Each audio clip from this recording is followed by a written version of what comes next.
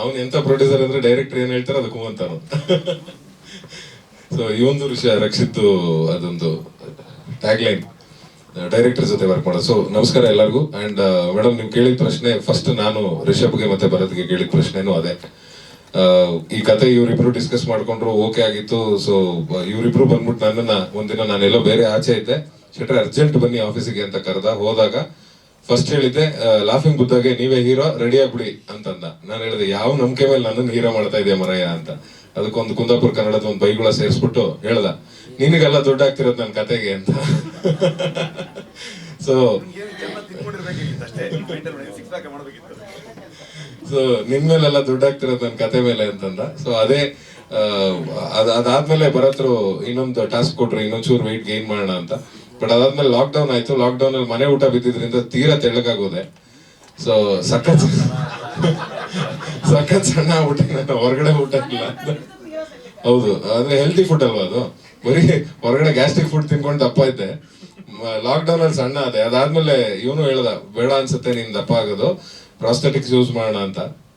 But finally ನನಗೂ ಯಾಕೋ ಸಮಾಧಾನ ಆಗ್ಲಿಲ್ಲ. ಎಷ್ಟೇ ಪ್ರಾಸ್ಥೆಟಿಕ್ ಯೂಸ್ ಮಾಡಿದ್ರು ನಮ್ಗೆ ಮುಖದ ಮೇಲೆ ಅದನ್ನೆಲ್ಲ ಹಾಕಿದಾಗ ಎಕ್ಸ್ಪ್ರೆಷನ್ಸ್ ಎಲ್ಲ ಔಟ್ ಹೊಡೆದ್ಬಿಡುತ್ತೆ.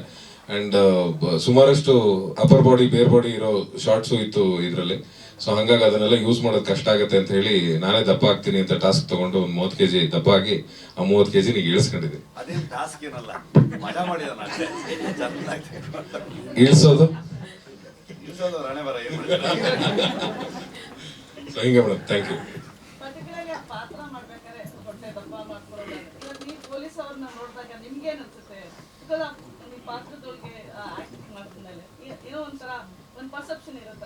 ನನ್ ಖಂಡಿತ ನನ್ನ ಪರ್ಸೆಪ್ಷನ್ ತುಂಬಾ ಮುಂಚೆನೆ ಚೇಂಜ್ ಆಗಿತ್ತು. ಅಂದ್ರೆ ನಾನು ಸ್ಕೂಲ್ ಡೇಸ್ ಅಲ್ಲಿ ಒಂದ್ಸರಿ ಗಲಾಟೆ ಮಾಡ್ಕೊಂಡು ಪೊಲೀಸರು ಹೊಡೆದಾಗ ಅವ್ರನ್ನ ವಿಲನ್ಗಳ ತರ ಟ್ರೀಟ್ ಮಾಡ್ತಾ ಇದ್ದೆ. ಸೊ ಅದಾದ್ಮೇಲೆ ರೀಸೆಂಟ್ಲಿನೂ ಅಲ್ಲ, ನನ್ಗೆ ಸುಮಾರು ಜನ ಪೊಲೀಸ್ ಅವ್ರ ಫ್ರೆಂಡ್ಸ್ ಆದ್ರು. ಡಿಗ್ರಿ ಆದ ನಂತರ ನನ್ನ ಫ್ರೆಂಡ್ಸ್ ಸುಮಾರು ಜನ ಬೇರೆ ಬೇರೆ ಊರುಗಳಲ್ಲಿ ಪೊಲೀಸ್ ಆದ್ರು. ಸೊ ಅವ್ರಗಳ ಜೊತೆ ಮಾತಾಡ್ತಾ ಕೇಳ್ತಾ ಅದನ್ನೆಲ್ಲ ಡಿಸ್ಕಸ್ ಮಾಡ್ತಾ ಇದ್ದಾಗ ಅವ್ರ ಬಗ್ಗೆ ತುಂಬಾ ಸಿಂಪತಿ ಬರುತ್ತೆ.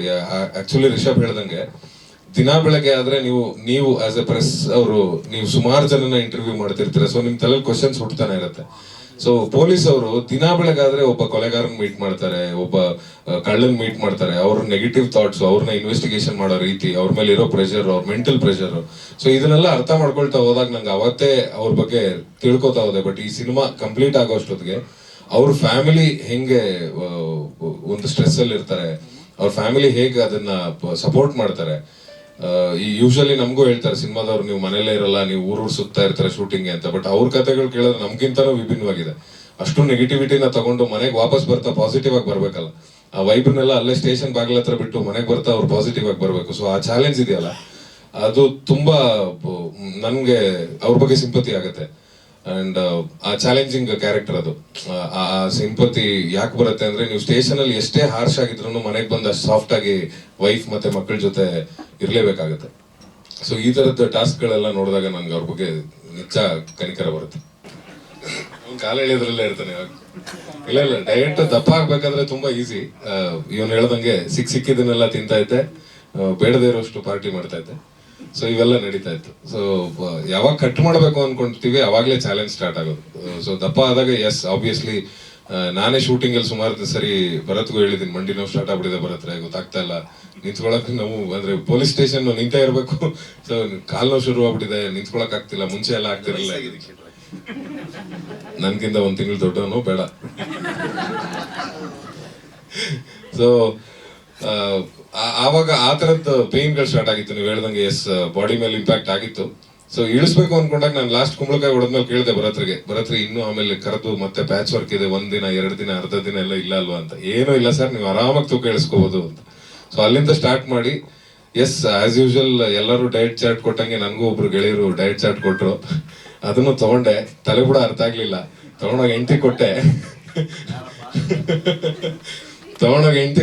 ಅವಳು ಏನೋ ಅರ್ಥ ಆದಂಗೆ ಅವಳೇನೋ ಮಾಡ್ಕೊಟ್ಲು. 1 ದಿನ ತಿಂದೆ, ತಲೆ ತಿರುಗಿ ಬಿದ್ದೆ ಆಫೀಸಲ್ಲಿ. ಇದು ಯಾಕೋ ವರ್ಕೌಟ್ ಆಗಲ್ಲ ಹಿಂಗೆಲ್ಲ ಆದ್ರೆ ಅಂತೇಳಿ ನಾನೇ ಮಾಡೋ ದಿವಸದಿಂದ ನಂದೇ ಓನ್ ಡಯಟ್ ಸ್ಟಾರ್ಟ್ ಮಾಡಿದೆ. ಬೆಳಗ್ಗೆ 9:30-10 ಗಂಟೆಗೆ ಮನೇಲಿ ಏನ್ ತಿಂಡಿ ಮಾಡಿದ್ರು ಚೆನ್ನಾಗಿ ತಿಂತೆ. ಅದಾದ್ಮೇಲೆ ಸಾಯಂಕಾಲ 6 ಗಂಟೆಗೆ ಊಟ ಮಾಡ್ತೀನಿ. ಸೊ ಮಧ್ಯದಲ್ಲಿ ಏನೂ ಇಲ್ಲ, 6 ಗಂಟೆ ಆದ್ಮೇಲೆ ಏನೂ ಇಲ್ಲ. ಈ ತರ ಒಂದು 6 ತಿಂಗಳು ಸ್ಟ್ರಿಕ್ಟ್ ಆಗಿ ಫಾಲೋ ಮಾಡಿದೆ. ಫಾಲೋ ಮಾಡಿದ್ಮೇಲೆ ಒಂದು 23 kg ಇಳಿಸಿದೆ ಸರ್ 6 ತಿಂಗಳಲ್ಲಿ. ಸೊ ಅದಾದ್ಮೇಲೆ ಈಗ ಮತ್ತೆ ಎಲ್ಲ ತರಲೆಗಳು ವಾಪಸ್ ಮಾಡ್ತಾ ಇದ್ದೀನಿ ಸರ್. ಚಾಯ್ಸೇ ಇರಲಿಲ್ಲ, ಚಾಯ್ಸೇ ಇರಲಿಲ್ಲ. ಅವನು ಹೆಂಗೆ ಹೇಳಿದೆ ಅಷ್ಟೇ, ಅವನು ಇದೇ ಮಾತೇ ಹೇಳಿದ್ದು. ಶೆಟ್ರ ಇದು ಲಾಫಿಂಗ್ ಬುದ್ಧ ಮಾಡ್ತಾ ಇದೀವಿ, ಹಾ ಸೂಪರ್, ಓಕೆ ಓಕೆ ಅಂತ. ನಾನೇನೋ ಪ್ರೊಡಕ್ಷನ್ ಡಿಸೈನ್ ಮಾಡಕ್ ಕರ್ದ, ಏನು ಎಲ್ಲಿ ಮಾಡ್ತೀವಿ, ಏನ್ ಮಾಡ್ತೀವಿ, ಬಡ್ಜೆಟ್ ಹಾಕು ಏನು ಎತ್ತ ಕೇಳ್ತಾನೇನೋ ಅಂತ. ನೀವೇ ಆಕ್ಟ್ ಮಾಡ್ತಾ ಇದ್ದೀರಾ? ಏನ್ ಮಾಡ್ತಾ ಇದೀನಿ ಅಂತ. ನೀನೇ ಹೀರೋ ಮಚ್ಚ ಅಂತ. ಅಲ್ಲ ನನ್ನ ಮೇಲೆ ದುಡ್ಡು ಹಾಕ್ತಿಯಲ್ಲ ಅಂದೆ. ನಿನ್ ಮೇಲೆ ಯಾರು ದುಡ್ಡು ಹಾಕ್ತಾರ? ಕತೆ ಮೇಲೆ ದುಡ್ಡು ಹಾಕ್ತಿರೋದು, ಮುಚ್ಕೊಂಡು ಕೆಲಸ ಮಾಡೋ ಅಂತ. So there was no option.